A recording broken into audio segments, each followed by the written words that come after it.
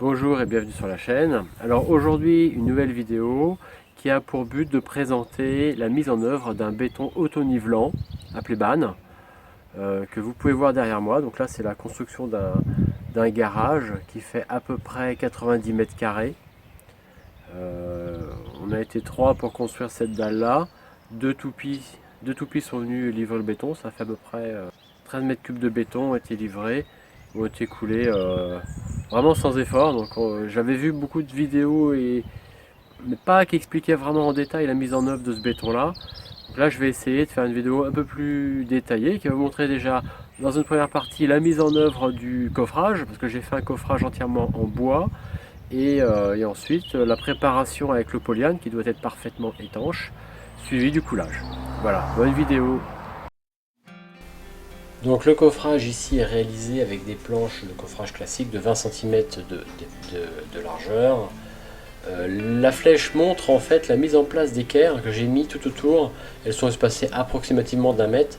Tous les 1 mètre il y a une équerre tout autour qui sont vissées elles-mêmes dans le béton et puis vissées sur les planches de coffrage. Donc là avec ça ça bouge pas.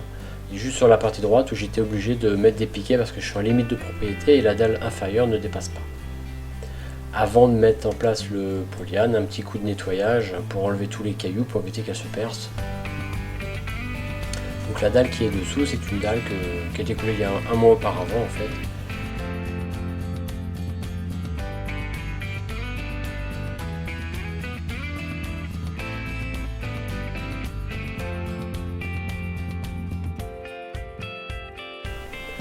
Donc là, une fois que le polyane est déroulé, après, il faut commencer par bien le fixer en fait, et je fais ça avec une agrafeuse.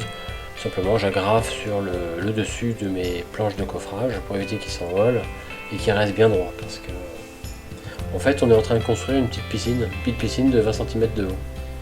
Parce que le béton auto-nivelant, c'est un béton très liquide. Il faut à la fois un coffrage solide et à la fois un coffrage étanche. Donc sur cette partie là, on voit en zoom, c'est pas très net.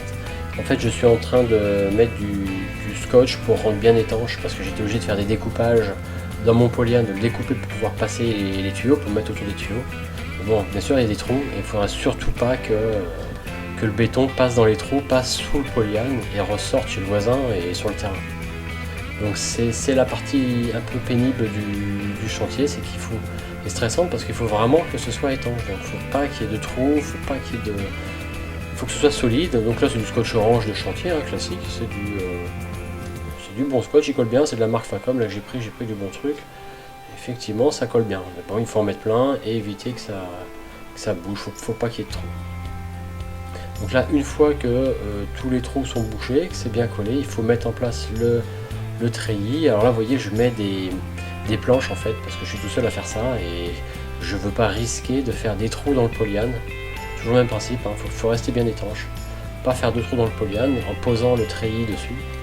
Donc je le pose sur des planches, je le mets bien à plat et une fois qu'il est à plat je retire les planches et je vais comme ça jusqu'au bout.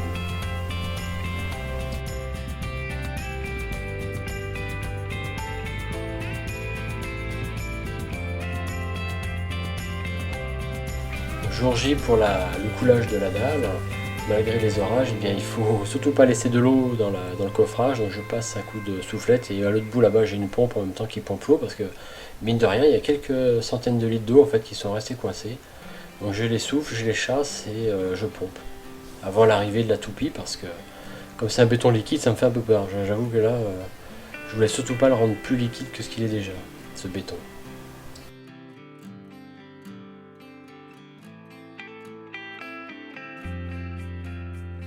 Ça y est, enfin, la toupie est là. On va enfin voir qu'est-ce que c'est que ce béton auto-nivelant. Roulement de tambour. Donc nous sommes trois avec notre râteau. Nous on est des vieux de la vieille qui avons fait que du béton traditionnel. Donc effectivement, il va falloir utiliser les râteaux. Alors petit retour en arrière. Effectivement, là ce que vous voyez c'est le coulage de la dalle qui est dessous la dalle que l'on va faire aujourd'hui. Béton auto-nivelant, donc ça c'est du béton traditionnel. C'est pour bien voir, regardez les bottes comment on s'enfonce quasiment pas dans le béton. béton traditionnel et vous allez voir la différence en fait avec le béton auto-nivelant qui va arriver juste derrière.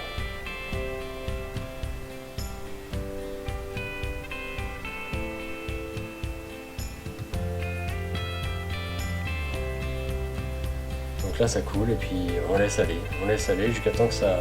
Il faut au moins que ça dépasse la hauteur du grillage, parce que tant que ça ne dépasse pas le grillage, eh bien, on ne peut rien faire, on ne peut pas s'amuser à tirer dessus, les râteaux vont s'accrocher dans le grillage.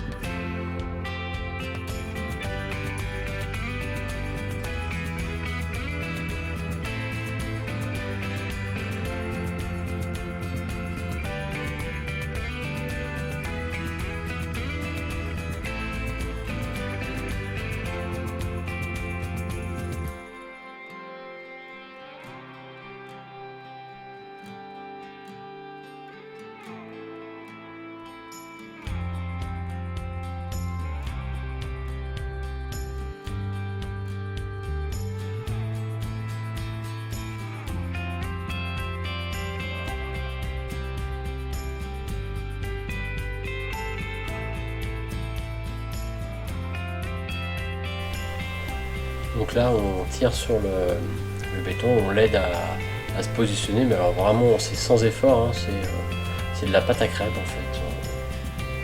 Il coule de lui-même, hein, on enlève la bosse qu'il y a et il vient vraiment tout seul. Là effectivement hein, c'est accéléré, mais ça vient tout seul, on laisse faire. Par contre, alors il y a une chose qu'il faut faire, c'est tout de suite le mettre à la bonne hauteur, à la bonne épaisseur. C'est pour ça que j'ai une pige de 15 cm, parce que c'est une dalle qui va faire 15 cm d'épaisseur, pour vérifier que je suis déjà à la bonne hauteur, parce que bon, malgré tout, hein, ça se fait pas tout seul, il faut quand même l'aider un petit peu, mais comparé à du béton traditionnel, ça n'a rien à voir.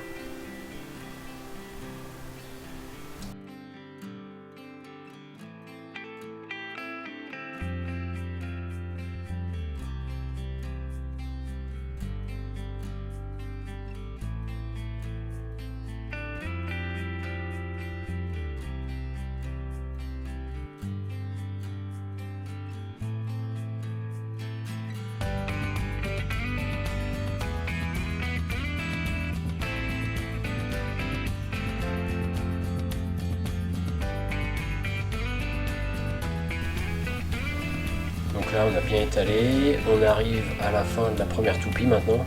Donc là il y a 7 mètres cubes et demi qui ont été coulés. On a mis quoi, 20 minutes. Vraiment pas mis longtemps, c'est incroyable et on est à la bonne hauteur. Donc là un petit flashback sur... pour comparer, oui, quand on marche sur ce béton traditionnel, on s'enfonce pas, c'est juste la semelle qui rentre dedans et on y va, on galère, on pousse, il faut pousser à droite, à gauche, mettre de niveau. Et là on était 4, hein, le gars de la toupie nous a aidé, le maçon, c'est un ancien maçon. Et on est avec la règle, et puis là il faut mettre de niveau.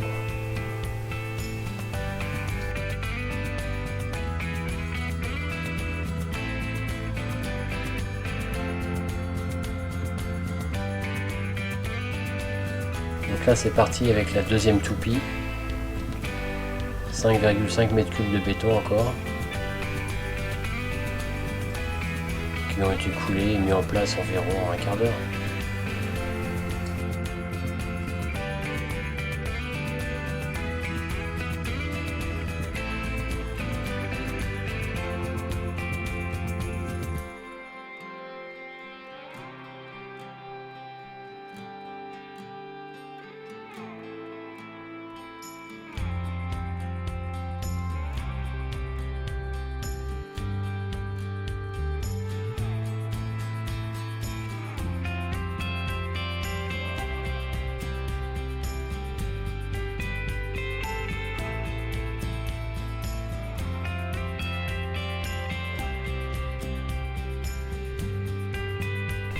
Alors une fois la dalle coulée, il faut débuler, c'est passer la barre à débuler, ça c'est une barre à débuler qui fait 2 mètres de large, qui est en aluminium, c'est très léger en fait. Hein.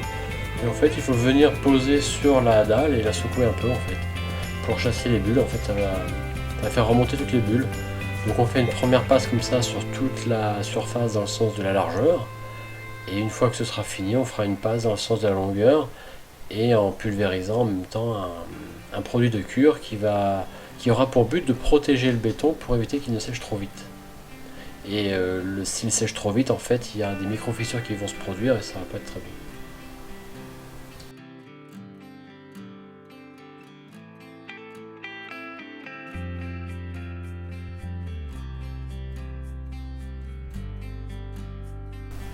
Donc là, c'est le deuxième passage avec la pulvérisation du produit de cure. Donc comme c'est notre première fois, on ne savait pas trop, mais en fait, il faut vraiment y aller. Et là, j'ai un bidon de 10 litres, en fait, ça suffit largement pour couvrir 100 mètres carrés. On va couvrir pour que ça fasse une pellicule blanche sur toute la surface. Une fois que la barre est passée dans le deuxième passage, eh bien on y va.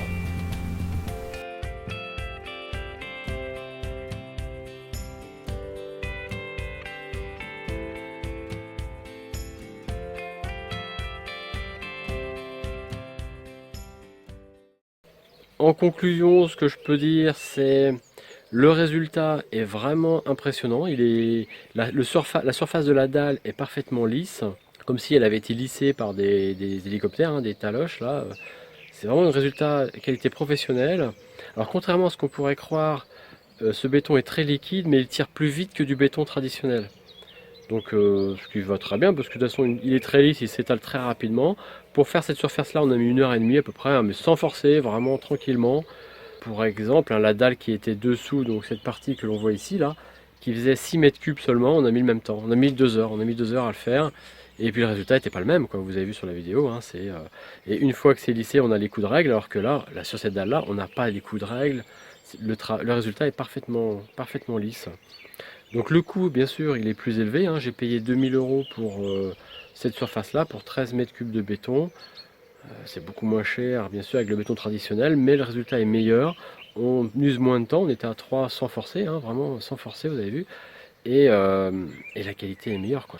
Voilà, et bon, bah, si la vidéo vous a plu, je vous invite à vous abonner à la chaîne et puis à mettre un petit pouce bleu, parce que je continuerai à faire des petites vidéos durant la construction de mon garage, qui est aussi en fait un atelier. Hein. Il y a un garage et un atelier, donc il va être isolé avec plein de choses qui vont arriver. Merci d'avoir suivi la vidéo et à bientôt.